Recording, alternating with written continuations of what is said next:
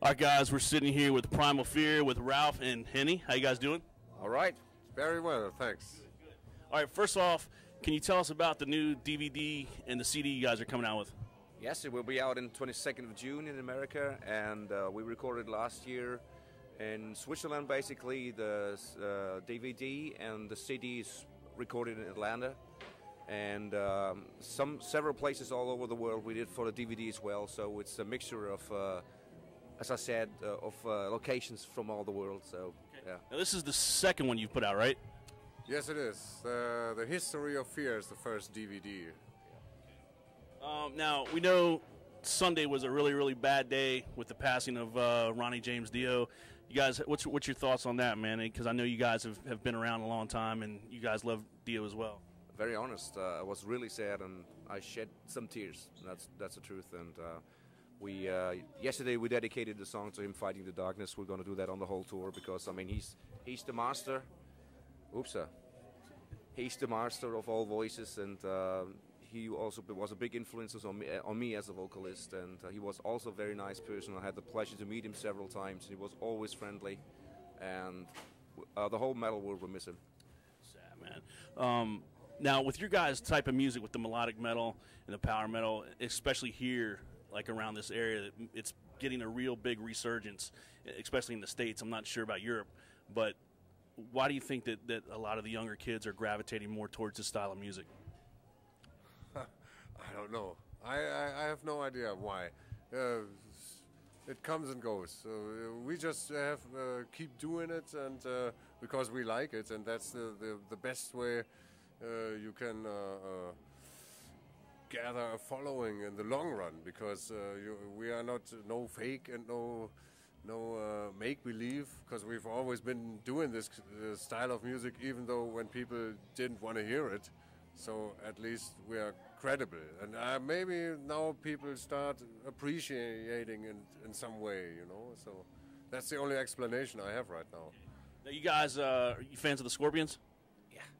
Since we're gonna try to see them. This is their last tour, man. Yes. You know, what are there any bands that you know of right now that you guys like that think can carry the torch for bands like that, besides you guys, that can last as long as like the Scorpions and bands like that? Well, that'll be a big torch. Yeah.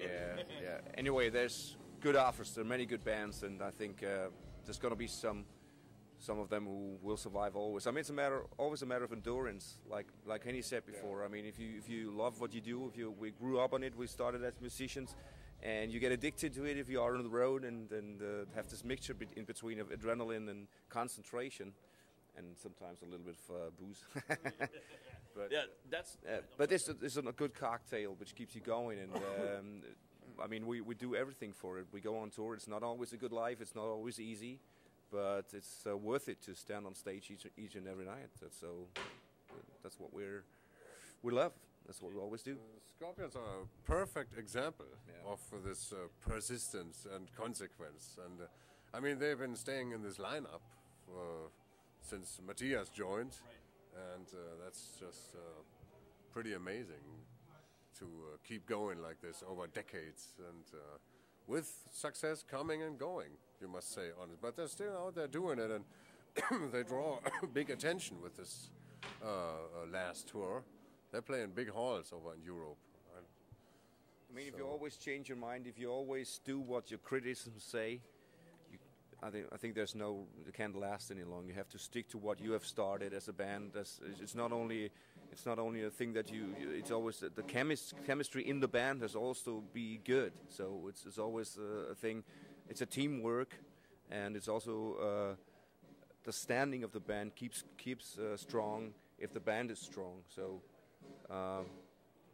we just have that's what I was saying. Whatever. Well, on that, one of the questions I want to ask both of you guys, do you remember, whether it was a teenager or a younger kid, which was the first band that really just pulled you into metal? Actually, it was Scorpions. I mean, I was listening to the Tokyo tapes when I was a kid. It was when I was 13 years old. I had that album too. Yeah, it was. I fancied to be a guitarist back then, and I started to sing. Band was Kiss. I liked it. I liked it very much. It was mid-70s. Destroyer album was my first album. Detroit Rock City. That Rock and Roll Over was mine, man. Rock and Roll Over. great stuff. Also 76. Yeah. Well, who does most of the lyric writing in the band? Actually, everybody's involved. Everybody? Yeah, everybody's involved. I mean, we all have our systems at home, and we compose at home. And yeah, I mean, last time Henny, Matt, and Magnus met up in Sweden to compose 80% of the songs, and then send some files to me. And that's the way how it goes nowadays, over the internet a lot with all systems at home, and it's pretty much everybody writing lyrics as well. Do you feel that since there's so much going on in the world, like just problems everywhere, that it makes it easier to write songs now? We really don't worry about. Concerning the songwriting, I don't think it makes it easier or harder to write a song. Sometimes you pick up themes and ideas, but you sometimes have your personal experiences that you write about and add a little bit of Hollywood to it and make a story out of it. And sometimes we have to say a word, something like, for instance, in Black Rain in the song, the war thing is going on. Sometimes we pick up from actual situations, and sometimes we just write out of our mind. Is totally diverse. Yeah. Now, one of the songs, I think it was on 16 Point. I can't remember which song it was, but you kind of touched on the 2012 whole thing. I can't remember which song it was, but I could definitely see you guys making like a concept record for 2012. Have you thought about like doing anything like that kind of thing? No, we did a concept album with a Black Sun, and we are not so. We don't consider ourselves a concept album band. I believe we tried it, and it was fine, but it's not so much our thing. Been there, done that. Okay. Now, one of the things, like what you mentioned was Black Sun. 16.6 is the artwork on the records. Who does the artwork for your records? Because it's amazing stuff. Always different people. I mean, in the beginning it was one person, Stefan Lohmann from Europe, from Germany, and then he had no time to do different things, but we always work a lot on our own for a basic thing and then give away our ideas. Matt does a lot. He collects a lot of ideas for cover artwork and stuff, and then he gives away his ideas to people who make covers professional-wise.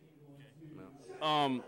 Any ideas what you guys are doing for the summer? Are you going to be hitting any festivals in America, or? We play with Kiss, not in America, in Europe, in France, right after this US tour, and we do plenty of festivals over there in Europe when we get back. And we are going to close the 16.6 over the world tour in Europe in September, October with a final tour for the album. In Europe. In Europe. Mm-hmm. All right, now, you guys are from Germany, obviously. What's your favorite beer, man? What's the beer that you can't be without when you're on the road?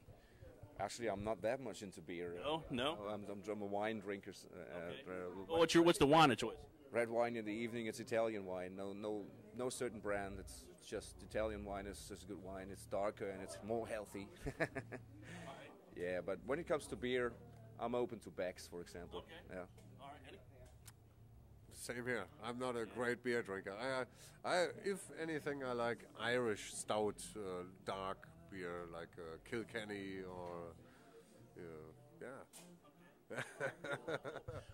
Well, how big is this? Is one of the questions I always ask the bands. How does, if it does or not, how does spirituality play into heavy metal, like spiritual themes? We know that some of your songs kind of have that touch to it.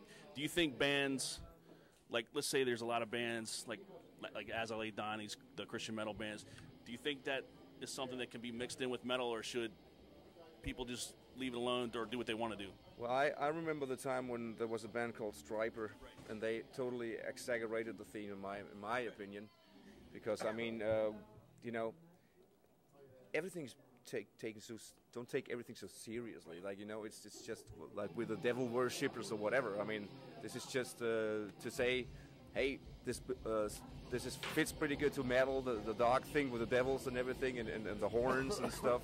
But we're not devil worshippers at all, So it's the same thing the other way with the Christian thing, is my opinion. But we would never do that. I mean, of course, sometimes, like I said before, we have to say something about holy wars and stuff, which are bullshit in our opinion. And but we don't exaggerate in the spiritual way. Okay. Yeah. All right, guys. Well, I'm going to hand the mic over to both of you guys. Say whatever you want to your fans. Yeah, it's a pleasure to be here in the U.S. I mean, we started yesterday in New York. We had a great show, and we continue like that today here in Springfield, Virginia. Yeah, been great so far. We hope we'll be back soon. See us. See ya. All right, guys. Thanks a lot, man. Cool. Thanks. Appreciate it. Thank you, guys.